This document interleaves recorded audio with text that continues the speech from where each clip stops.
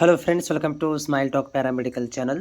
Friends, ನಿನ್ನೆಯಿಂದ ಸುಮಾರು paramedical ಸಂಬಂಧಿಸಿದಂಥ ಮತ್ತು ನರ್ಸಿಂಗ್ ಸಂಬಂಧಿಸಿದಂಥ ವಿಡಿಯೋಗಳನ್ನು ಕೂಡ ಅಪ್ಡೇಟ್ ಮಾಡಿದ್ದೇನೆ. ಯಾರೆಲ್ಲ ಅಭ್ಯರ್ಥಿಗಳು GNM nursing, BS nursing job ಬಗ್ಗೆ ಮಾಹಿತಿ ಕೇಳ್ತಾ ಇದ್ದರೆ ಅವರುಗಳು ನಿನ್ನೆ ಒಂದು ವಿಡಿಯೋಗಳನ್ನು ನೋಡ್ಕೊಳ್ಬೋದು.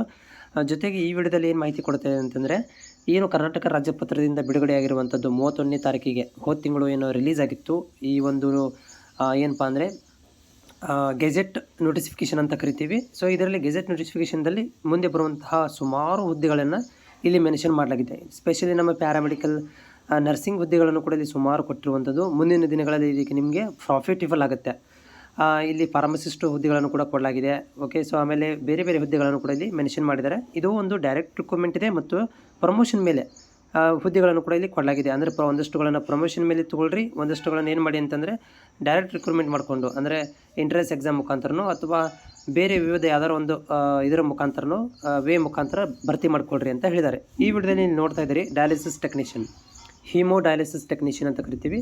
ಸ್ಯಾಲ್ರಿ 44,000ದಿಂದ 83,000 ತನಕ ಸ್ಯಾಲ್ರಿ ಇದೆ. 11 ಹುದ್ದೆಗಳಲ್ಲಿ ರಿಲೀಸ್ ಮಾಡಿದ್ದಾರೆ ಈ ವರ್ಷ. ಇದು ಫಸ್ಟ್ ಟೈಮ್ ಅಂತಲೇ ಹೇಳ್ಬೋದು ಡಯಾಲಿಸಿಸ್ ಕೋರ್ಸ್ ಬಂದಾಗಿಂದ. ಇದೇನೇ ಭರ್ತಿ ರೂಪ ಯಾವ ರೀತಿ ಇದೆ ಅಂದರೆ, according to the direct recruitment, civil service ಅಂದರೆ ಡೈರೆಕ್ಟ್ ರಿಕ್ರೂಟ್ಮೆಂಟ್ ಮುಖಾಂತರ ಭರ್ತಿ ಮಾಡ್ಕೊಳ್ರಿ.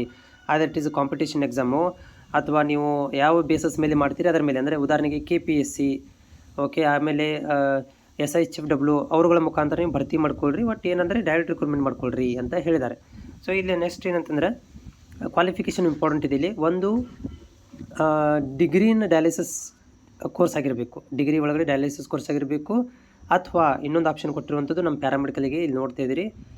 ಸೊ ಇಷ್ಟು ಕೊಟ್ಟಿರುವಂಥದ್ದು must be hold of diploma in dialysis technology course issued by the authority ಅಂತ ಕೊಟ್ಟಿದ್ದಾರೆ. ಅಂದರೆ ಒಂದು ಡಿಗ್ರಿ ಆಗಿರಬೇಕು, ಒಂದು ಡಿಪ್ಲೊಮಾ, ಎರಡರಲ್ಲಿ ಒಂದಾಗಿರಬೇಕು. ಅಂದರೆ ಎರಡರಲ್ಲಿ ಒಂದನ್ನು ಚಾಯ್ಸ್ ಮಾಡಿಕೊಡ್ರಿ ಅಂತ ಹೇಳಿದ್ದಾರೆ. ಮುಂದಿನ ದಿನಗಳು ಗೊತ್ತಾಗುತ್ತೆ ಇದು ಡಿಗ್ರಿ ಮೇಲೇ ತೊಗೋಬೇಕಾ ಅಥವಾ ಡಿಪ್ಲೊಮಾ ಮೇಲೆ. ಯಾಕಂದರೆ ಇಲ್ಲಿ 2 ಅಥವಾ ಅಂತ ಕೊಟ್ಟಿದ್ದಾರೆ, ಡಿಗ್ರಿನೂ ಅಥವಾ ಡಿಪ್ಲೊಮಾ ಎರಡರಲ್ಲಿ ಒಂದು ಅಂತ ಹೇಳಿದ್ದಾರೆ.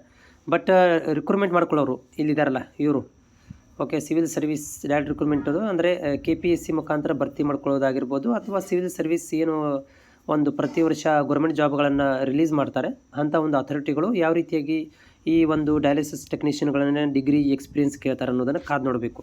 ಸದ್ಯಕ್ಕೆ ಇದು ಮುಂದಿನ ದಿನಗಳಲ್ಲಿ ನಿಮಗೆ 11 ಪೋಸ್ಟ್ಗಳು ನಿಮಗೆ ಒಂಥರ ರಿಸರ್ವ್ ಇದ್ದಂಗೆ, ಅಂದರೆ ಜಾಬ್ ಇದೆಯಪ್ಪ ನಮಗೆ, ನಾವು ಮುಂದಿನ ದಿನಗಳಲ್ಲಿ ಇದಕ್ಕೆ ರೆಡಿ ಆಗಬೇಕು ಅಂತ ಒಂದು ನಿಮ್ಗೆ ಕನ್ಫರ್ಮೇಷನ್ ಥರ ಇದು.